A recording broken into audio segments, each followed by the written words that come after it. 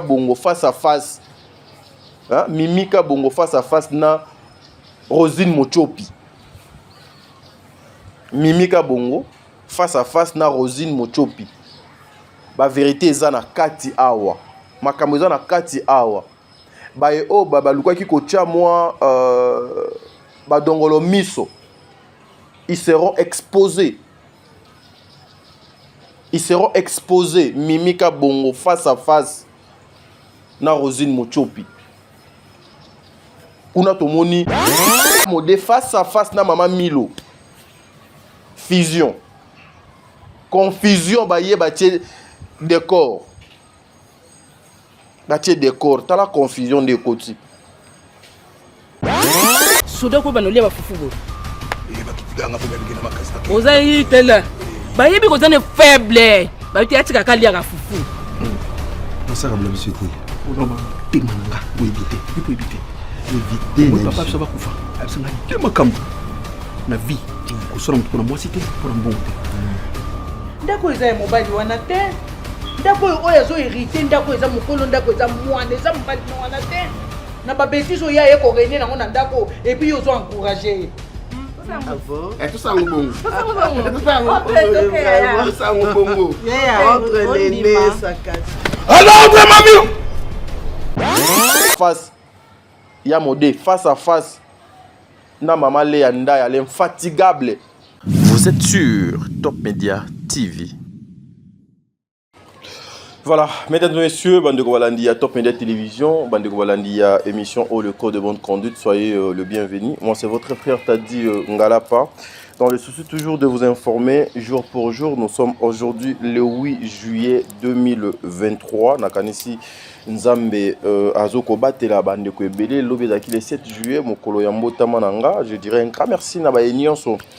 Pensa qui n'a pas dit Ngalapa de près ou de loin, Nzambe Abatela Bino, Nzambe Azalana Bino. Et cette émission est allée uniquement pour na maman biso to sali la promotion pour na maman biso to lobelaka. Cette émission d'aujourd'hui, ça sera justement pour vous informer sur la situation au Ezokolekana, République démocratique du Congo, et tout autour il y a bandeko na biso, il y a ba comédien, vous savez Makambu Pena, donc eza nanga mokuna. Je veux vous parler de maman Belvi Kondi, je vais vous parler de maman Dinanan, je vais vous parler, il y a maman Ursule Pechanga aussi qui nous signale Ernionso arrivé naïe, retour naïe na YouTube avec force. Donc nous allons parler aussi de notre maman Epela qui se retrouve aujourd'hui na parquet, na place à Passy. Et je veux aussi vous informer sur la situation OEP Etali, Maman Nabiso 7e bagarre au Azali entre la vie et la mort. Mais émission spécialement Eza pour na Oyo, pour na film Nabiso Sika, na combo ya face à face, un film, il y a pas un film, une série de Maman Belvi Kondi, na Belvi Télévision en tout cas. Face à face, une série qui va couler, une série qui va apporter beaucoup de choses. Et nakati ya série je vois comme si humour est tellement makasi. En tout cas, nakoti que la bino pe moi temps yokolandango mwandambu na bokebi, mais nakozonga moi sima avant na kota pena na sujet nanga ya mokolo alelo o etali. Je vous présente ces films face à face. Oh, nazo exhorté, j'appelle les gens, j'invite les gens yakoya déjà ko s'abonner na Belvi Télévision pour vos occasions yakolanda film qui toko na ba acteur qui toko casting et kuba makambu ya malamu obino bolinga alors nazonga moi sima bamposo e utaki oleka na kanisi réalisateur a Télébiso na mopanzi wana na Télébiso. J'avais annoncé ici sortie il y a film nabiso maman film nabiso ya maman Ursi ya maman Dinana oyo na kombo ya Opusa maman Dinana avec son film Opusa. En tout cas c'était une réussite film wana e bandi kitoko et sili kitoko. Nzambe a continué ko batela ba maman o Nzambe a continué ko pesa suso ba maman o makas Nzambe a continué toujours ko œuvrer na misala ya ba maman o ça sera quelque chose de bien. Et bandi depuis premier épisode tina 9e épisode en tout cas Opusa un bon film ya maman Dinana. Nous attendons to yebite soki maman Dinana Après, au pour ça, à proposer Bisso les sous film Nil. Mais nous sommes là en tout cas, nous sommes là, Maman Dinana. Nous attendons au titre de la Bisso le titre et un nouveau film et puis affiche Nango. Nous allons faire comme d'habitude, nous allons parler de votre œuvre, nous allons vendre encore une fois nous allons, votre image de à la première position, Moussala Nabino.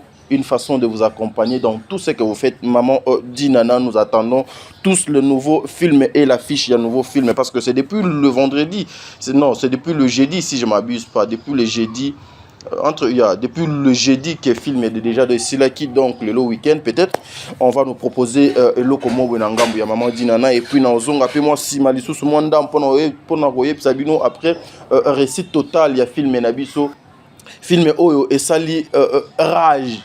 Film lorsque vous regardez ces films, vous sentez que cette dame au nom de Belleville est en train de continuer Yakosala Makambu, ya Malam, Ebele. Alors, je vous invite tous les Congolais, allez vous abonner massivement à Belleville Télévision. Vous ne serez pas déçus. Vous ne serez pas déçus. Il y a des choses chez nous azoko présenter, azoko proposer. Il y a des choses ezoko leka na kata chez nous ba film nyonso batiaka. Il y a toujours un message important mutu il faut à garder atikala na yango.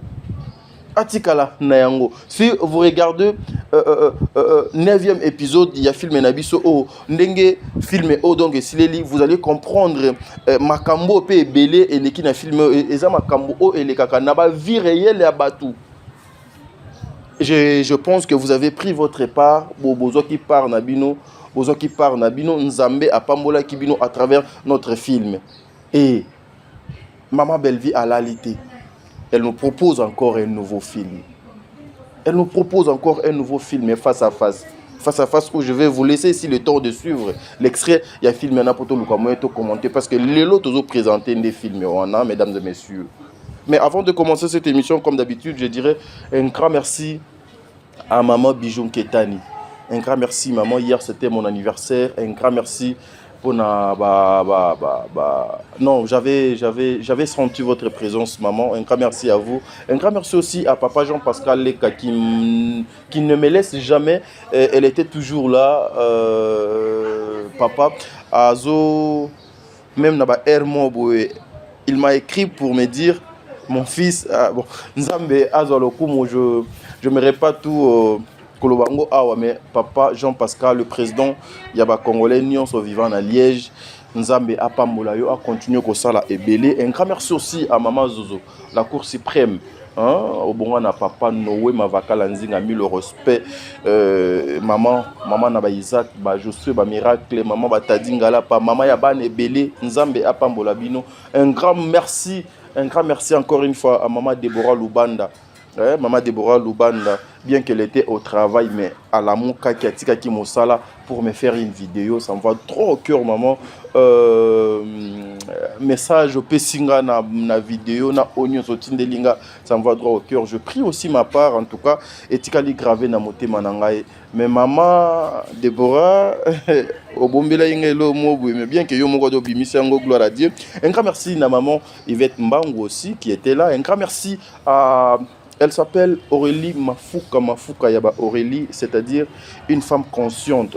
Na beau frère place Boza, na ba neve nanga na ba nièce nanga na pesi bino mbote Aurélie Mafuka mis le respect. Aurélie, to sala gande to solo qui est bien. Un grand merci aussi à maman Émilie Setimaïnga.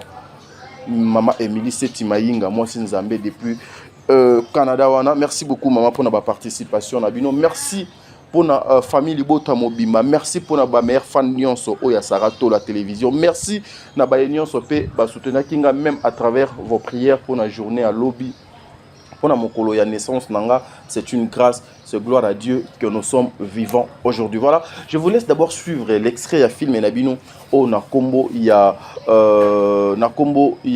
il y a face à face au Ezali, une réalisation, une production, il y a Bellard et puis il y a Société Bellard et puis on se retrouve tout justement après pour tout le monde continuer émission Nabiso Yamokolo Moalelo. Merci beaucoup. Alors non.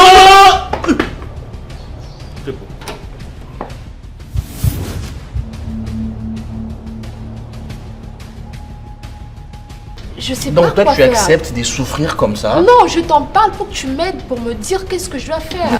boyebaki ngane mokolo ana kata ndako ngane yaya boyebango monsieur ya c'est boyebango non ozam ko tika pe mbongo to lambi to lieti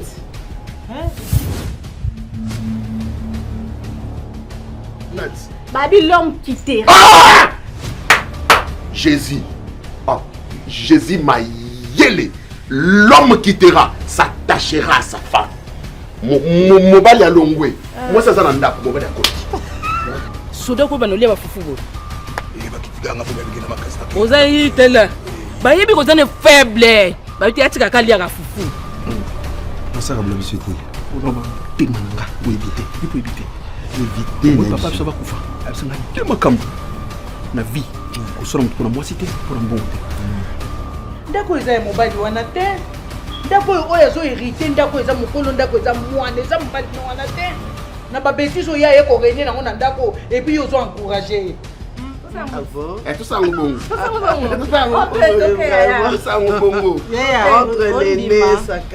Alors, mamie! Bisasa la boue. Bisasa fufu nka ucholia. Na moni. Omoni yo fufu bosana na ndako. Mama, na moni lokote, naza pe na idée omona te, ngai miso ngeza okufa. Abeli. Ondeso beli fufu les gâtés. Les gâtés.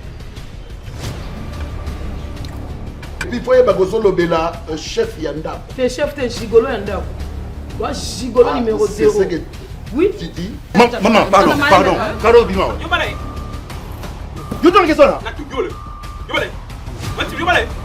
Donc tu es le grand frère des décors. Et ces décors les responsables de cette. Oui, papa n'a pas d'engagement. Taisez-vous. C'est quoi tant il quoi le bien yo des femmes pas. Yo za moi so za mobali. Ozemi otata na ngwazali. Tata on a l'air avec kotalo na buto tika la kombo monter argent de poche. Voilà, de retour sur ce plateau, mesdames et messieurs. Nakani, si vous avez compris, comment belle vie. En tout cas, des fois, je me dis, cette maman, est-ce qu'elle a aussi le temps de se reposer, le temps de dormir, le temps aussi de se divertir comme les autres le font? Est-ce qu'elle a ce temps? Bajar, il y a une réalisation, maman, comment on a yango. Bajar, il y a biloko, maman, comment ça là. En tout cas, et comme hier, mon coco, des fois ça me fait essengoter, mais des fois, et comme kobimisanga maya misu ya passe. Si je me mets à penser na ba sacrifice ba maman bazoko sala. Si je me mets à penser na dépense aux alaka pour réaliser une série. Si je me mettais na peau ya maman oyo pour na kokanisa ndenge réalisation ya babiloko do elekaka parce que j'en fais partie, je suis du domaine et nayoka mawa. Face à face, c'est un nouveau film. Face à face, c'est un film qui va vous apporter des solutions na banda kunabino. Face à face, c'est un film oyo makambo ezali ebele. Je vais prendre vraiment mon temps ya ko expliquer bino quelques lignes awa pour ne pas kobim sa suspense nyonso eza na kati ya filmé oyo. Mais je vous invite vous tous les enfants de Dieu, bino baye bozali na ba problème, bino baye bozali na ba difficulté, vous aussi qui cherchez encore la main de Dieu na ba vie na bino, ba réponse ya ba question na bino, botala rendez-vous oyo. Rendez-vous, un seul rendez-vous pour ces mois, le 14 juillet 2023. L'évangéliste Claude Kabundi Walesa, ministre de la Défense, il y a gouvernement Nzambe. Abengisi baimboka nyonso ya mokili mobimba. Boya na veye monene o ekosalema na stade de martyr. Na stade de martyr, c'est-à-dire le vendredi, il y a semaine au Tozo Banda, le 14 juillet. Maman, Zoa bana, papa, Zoa mwasi, cousin, Zoa ba cousine, Toya, les autorités, les comédiens, le musicien, les infirmiers, même le pasteur aussi, nous vous invitons. Parce que c'est un rendez-vous, il y a Banana Nzambe, un rendez-vous, il y a miracle.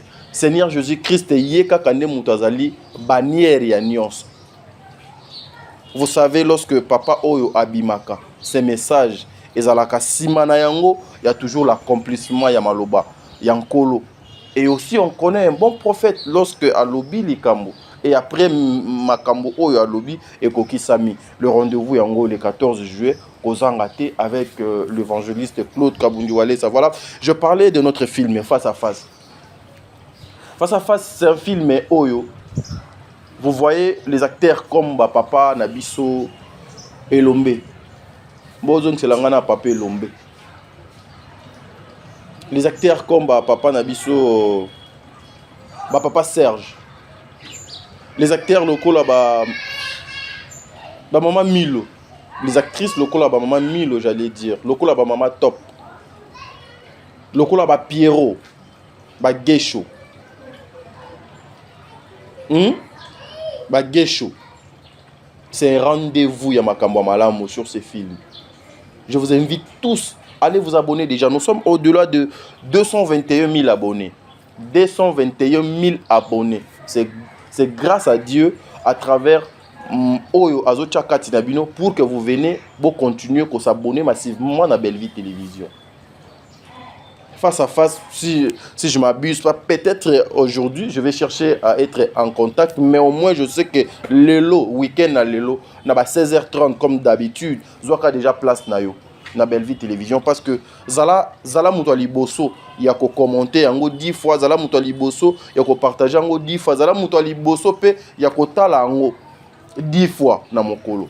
Lelo et Kota Lelo, ceux qui ont raté en Lelo, premier épisode oyo podongo zaki na musala ko regretter te outa musala ka okoya okota la noango face à face. Rendez-vous ya bana mboka nyonso. Rendez-vous ya ba conseil. Rendez-vous ya makambo malamu. Bisika boni bokoki kozwa pena oké ofandi boy ozui toute ta famille. Ozui toute ta famille, je dis toute ta famille, Ozu Bango. Ofandi si Bango wana bofandi. Ozu toute ta famille, bozota la film oyo, face à face. Message nini ezali na katia face à face. Qu'est-ce que ça veut dire face à face? Yango ba question oyo Hermoko, j'ai besoin de mère botike la gabiso maman Belleville. Bureau maman Belleville botike la biso même à moi 5 minutes seulement. Tout le moyen to solo la peine maman Belleville. Tout le moyen pe to meka ko tuna ka maman Belleville ba mituna oyo. Qu'est-ce que ça veut dire face à face? Et pourquoi seulement face à face? Makambo eze belé. Makambo eze belé na katia film. Allez vous abonner. Vous savez que mon âme n'est pas partie, elle n'a pas échoué. Na fille mère, elle n'a pas échoué. Kin Makambo, elle n'a pas échoué. Ba film eza tellement ebelé onako banotanga lelo tina olemba. Elle n'a jamais échoué. Et ce que j'aime chez cette dame, la structure oyo ya bela, c'est-à-dire c'est la détermination, l'unité, l'amour et le travail. Dans un pays sérieux comme j'ai l'habitude yoloba, ba maman Belleville oyo bazali ba jar ya ba maman, bazali ba jar ya ba productrice que le gouvernement congolais a kozwa bango pena, azu bango en charge, apesi bango makambo donc esengeli. Azu bango pena en charge, apesi bango makambo donc esengeli. Po ba luka moyen ba la perfection et kota isusu na musala na bango. Ba tinda lisusu makanisi na bango trop loin. Il travaille avec ses moyens de bord, avec ses propres efforts.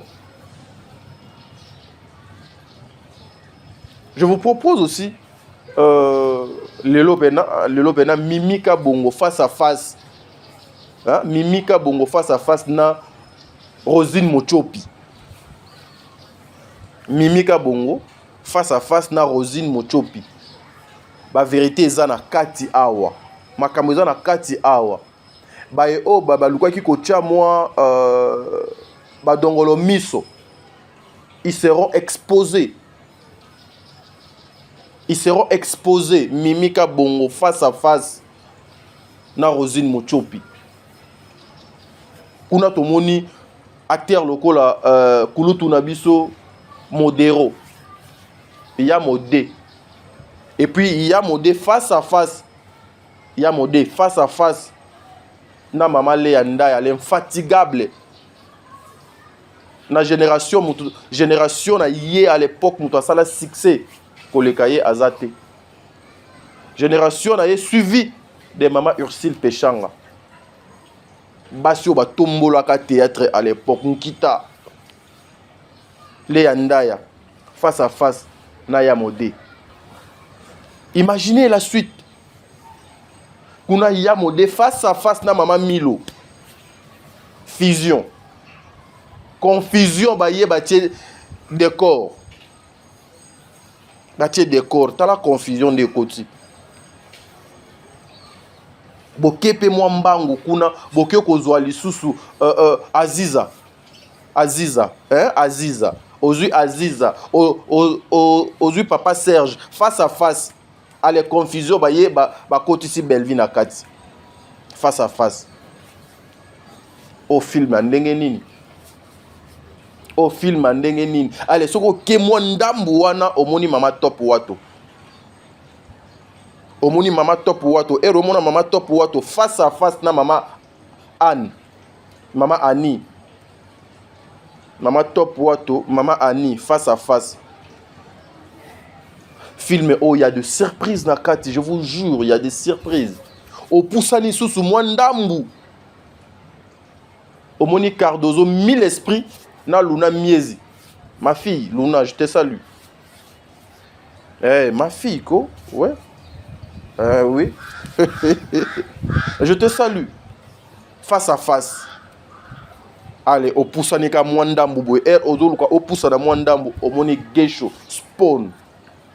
Na tonton Pi, Pierrot, Ndombasi. C'est la mort, film Olo.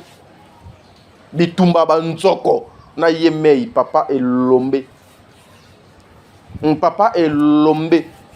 Il est Lombe comme son nom. La bénédiction de papa Hermoko et Salaka. Ça donne la vitamine, la bonne santé. Oui. Oui. Toza. Attends un problème na mutu mon côté jusque là. Moi be now non. Toza attends un problème te. Tout le monde est famille libota. Yes. Is facility, is comprehended, is correct. Where is the problem? Where is the problem? Where is the problem? Et Romoni papa est Lombe. Hey, papa est Lombe, qu'on a scène. Ndako yo, papa a kenagolia et pas moi nanaye à chaque fois. So papa qui a lié. Ataka maloba bénédiction papa a gobimisa kaka pona moi na wana. Bisika o et yambaki papa. Son enfant sera béni. Mindou keko ya na gauche et na droite. Mais si vous avez la bénédiction de vos parents, vous serez bénis. Et aussi si vous respectez aussi réellement vos parents. Il y a certaines banas, certains enfants aussi, bana yabila kelimabe, bana ba malédiction. Oui, ils sont là. Même dans la vie normale, boye baza ebele. Toujours nous devons respecter nos parents face à face. Ce film, ça sera un film au Québec congolais belé beaucoup se retrouver côté Kuno. Allez vous abonner déjà massivement na Belle-Vie Télévision et vous ne serez pas dessus face à face. Ezokoya na makambo sika na makambo belé ba surprise ça vraiment et belé na film na bino face à face mais awa ndé na kosenga bokende ko s'abonner déjà aujourd'hui na 16h film wana et que vous allez disponible. Et j'en profite aussi pour vous dire il y a beaucoup de personnes au babengi par rapport ya makambo etangli mama na biso epela mama na biso epela alali na parquet on nous informe qu'ils ali parquet ya Gombe kuna selon les informations asuka biso tozana yango automeki ko vérifier il paraît na tozu précision penate to luka avocat mama epela pour tozu précision il paraît eza maman ya matande afundaki par rapport ya ba propos ya maman na biso epela oyo elekaki na télévision et les aki bango ils ont vu que la meilleure façon pour Nabango, moyen moko boya malamu pour Nabango, ezalaki ya ko porter plainte contre maman wana pour akende kosamba par rapport à ba propos nyonso oyo abimisaki na ba etandoike. Voilà pourquoi j'ai l'habitude ya koloba na bandeko na biso ya théâtre, na bandeko na biso ya ba musicien. Quand vous venez à la télé, il faut yeba nake na télévision pour na kende koloba nini. Moi, mon travail, c'est de poser des questions. Nazwa oyo zana yango. Oyo zana yango na kati na yo wana. Ponga na bimisa yo yango. Ezalaka facilité, hein, mes frères. Ezalaka facilité. Donc, faire parler une personne au bandiko lobisa mutu moko boye titi. En tout cas, ezalaka facilité, mes frères. Ezalaka facilité. Alors, je dois utiliser ba minduki oyo, ba façon, ba manière oyo et ko pousser mutu aloba na ndenge ya malamu. Mais je n'ai pas le droit ya ko exciter mutu seulement aloba na ndenge ya mabe. Mais au moins vous devez être préparé. Déjà lorsqu'on vous dit un journaliste qui vous appelle pour son émission na plateau nae, il faut moralement oser la préparer. Et je sais souvent avant l'émission, nous allons quand même na moi 5 minutes moko boye, il faut qu'on discute sur ce que nous allons parler aussi. Vous voyez, et vous allez logo moko ya malam ba propos ya maman na biso et puis là c'est une maman qui m'a accordé qui m'a déjà accordé na ba émission et belé bambale belé. Je n'ai pas de problème avec cette maman, mais au moins maman akinaki trop loin, Moi je défends le maman, on a défendu la cause ya ba maman. Je ne me permettrai pas ici pour s'aligner derrière notre maman et puis là, mais au moins m'avait déjà essayé la famille à maman Nabiso Mata. En tout cas, si vous pouvez au moins kota la moi sima, kota la moi sima, tata moi siabana nabino, kozala quelque chose de bien. Nakanisi sikonde epesi ba misusu raison. Comment dirais-je? Et pesi ba misusu leçon ba mekape ko banga. Que makambo toyaka koloba na télévision, ça peut aussi mal tourner contre nous. Makambo pe toyaka kosala na télévision, ça peut aussi nous causer des ennuis. Makambo toyaka koloba na télévision ekoki komemanga pe musika tina komi liboso ya bazuzi. Ete ya biso epesa biso leçon mais maman, vous pouvez quand même kocha na se azaka tata mwasi ya bana. Azaka tata mwasi ya bana, nous demandons au nom de l'amour, au nom ya voilà, tata mwasi yabana beaucoup limbisa parce que déjà pour venir défendre ton frère, tu peux jamais venir défendre ton frère tout en cherchant yako saluer mwasi ya frère nayo.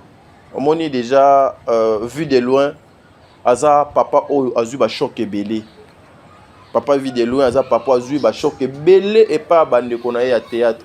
Vu de loin a été blessé bambale belé et pas batoun ya théâtre na sala na ye ba émission aloba mambwe belé azana ba choc belé azana ba mauvais souvenir et belé ya bato ya théâtre.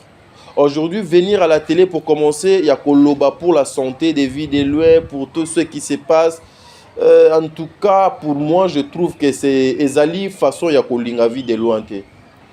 Si réellement une façon ya kolinga vie de loin ezalaki ya koluka kotelemela bandeko o bayaki na makambo sur la place publique, faire face na bango. Pourquoi les comédiens pourquoi vous ko faire face na batu o bazo ko salir binote, mais facilement vous pouvez vous attaquer na batu moko boye na ba... Cette question na tout na gango, pourquoi les gens qui vous insultent, vous les connaissez tous. Les gens qui apportent ba vie na bino sur la place publique, boyebi bango, bo s'attaquer na bango te pourquoi?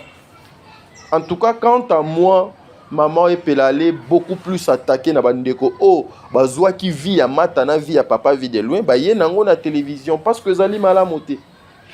Ezali malamote vie de loin azana ba souvenir à malamote pas ya ba comédien bandeko nae. En tout cas tokoluka ko fragiliser lisusu motema na yete to chubakaye bambelite basendete to chokaka yete parce que to choqué déjà mingi biso bato à théâtre to choqué déjà mingi en tout cas il y a des choses ebimi boye bobeti yango pe kara Il y a des choses fait donc ebimi boye boluki mo pe ko laver image ande kona bino mais o ko laver image ande kona yo ya ko luka ko salir batu misusu te ça fait pas la beauté ezo sala pe loko moko ya malamu te to kolongwa wana nous apprenons batu ebele balobi non Bijou la reine mutu ateki epela Bijou la reine mutu asali boye Bijou la reine non mes frères et sœurs omoni makambo yango eyaka des fois okozala même ata na idée te ke ndenge eza boye bakoluka moyen bakanga sœur oyo bien bakanga frère oyo yo nanga tozalaka très bien tosola na biso très bien par exemple tosolaka très bien na problème na yo te naza na eloko moko boye na yo te tosala mosala moko babengi nga par exemple Gédéon abengi nga Gédéon du ciel abengi nga ketadi ndeza boye il faut ya na église à papa Walesa par exemple toi na conférence de presse alors na conférence de presse on a besoin ya Yves aya pe na conférence de presse boza la même ata 4 et 5 nga na zui na bengi Yves noko tokene na église Gédéon tokene na église Gédéon abengi nga parce que conférence de presse moko ezana pour na papa Walesa to komi kuna na église et tourner mal batie maboko sur Yves peut-être par rapport à la situation mobu ndikonanga Yves azalaki nango contre papa Walesa est-ce que ces problèmes il faut ezonga epananga ekoma kenga na teki Yves non c'est pas ça parce que selon les informations autozui Bijou la reine asalaki yango na motema malamu parce que mata moto abenga kiye il paraît mata moto abenga kiye par rapport ya koluka réconciliation na mama epela selon oyo biso to apprendre mata abengi ye alobi naza na besoin pour tout ce qui s'est passé entre ndekonanga patati patata to luka moye to se réconcilier to ça la réconciliation na ndenge ya malamu alors et ko ça la bien te na makambo nyonso pour na ye amoni yango lokola a jouer médiation moko boye ke X na Y bazala ki na problème moko boye et puis problème wana esi là toyebi pété soki eza ya solo toyebi pété soki eza lokuta mais autozui ba information suka tozui eza bongo et ezala ki boya tokuta na place mobo poto sala eloko boye poto sala eloko boye or Nangambu kuna Yamata avec peut-être bande konaye que je dois du respect à cette famille. Bazalaki déjà na plan na bango o babongisaki o maman na biso Bijou la reine ayeba quitté. Azalaki na connaissance nango te ni de près ni de loin. Yé a koma sur place et commis makambo musus. Er ya commis sur place et commis makambo musus. Wapi place yé a ke côté kaye. Maman Bijou la reine a ke côté ka maman pela. Poizwa nini, po gagner nini. Poizwa nini. Totika ko véhiculer ba message à ma bé, totika ko véhiculer ba message à haine, totika ko véhiculer ba message o eko séparer batu, totika trop kozo ki sa batu bande ko na biso ba chroniqueur na ba chroniqueuse. Totika s'il vous plaît. Ça arrive à tout le monde. Ça arrive à tout le monde et nous apprenons même que ba benga ki na confrère na biso.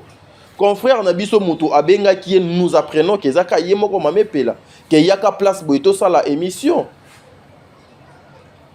Azuyete na téléphone abengi moi si ya confrère na biso wana. Que mobile notre benga ye numéro na ye et zo le kate mais aza wapi toza besoin aya ko dépanner biso toza place X.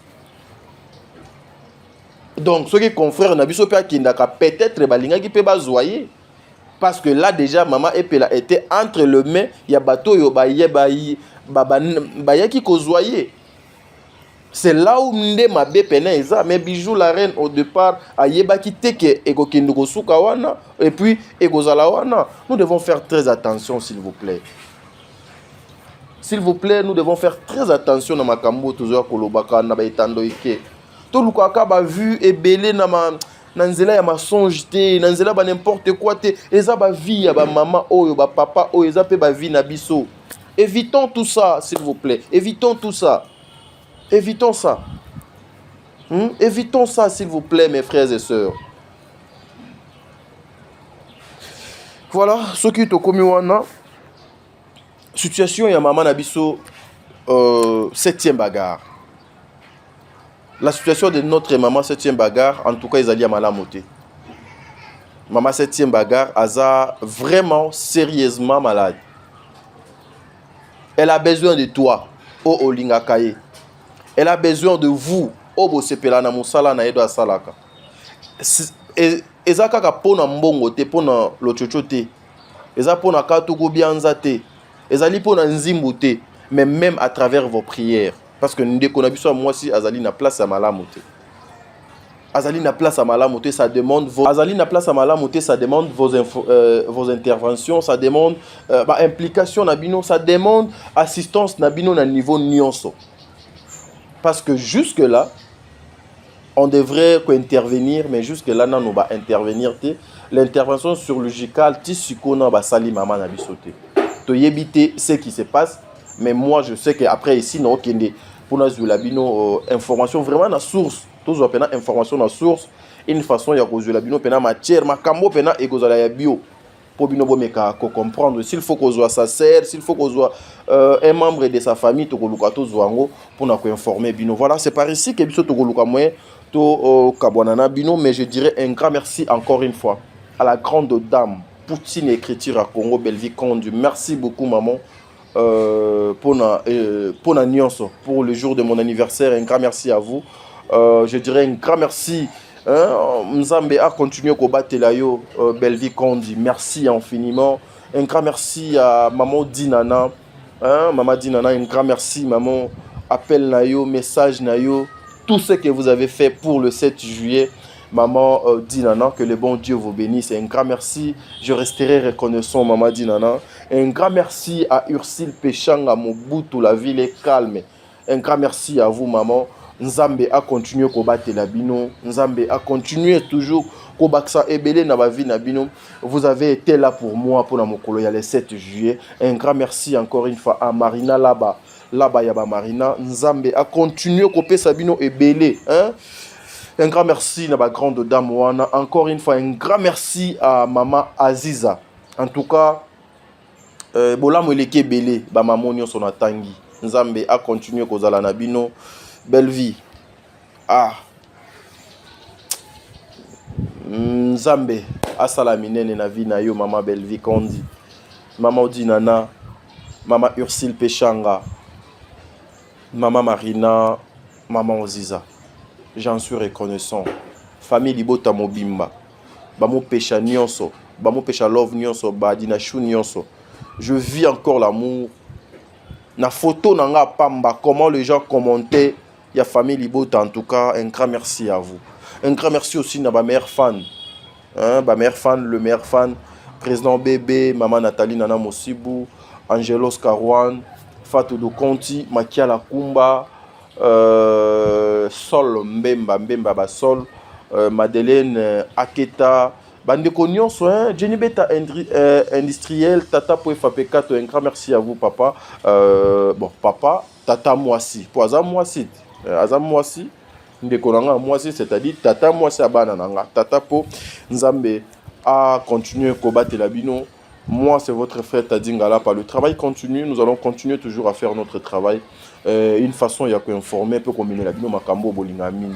Moi, c'est Tadingala. Merci beaucoup.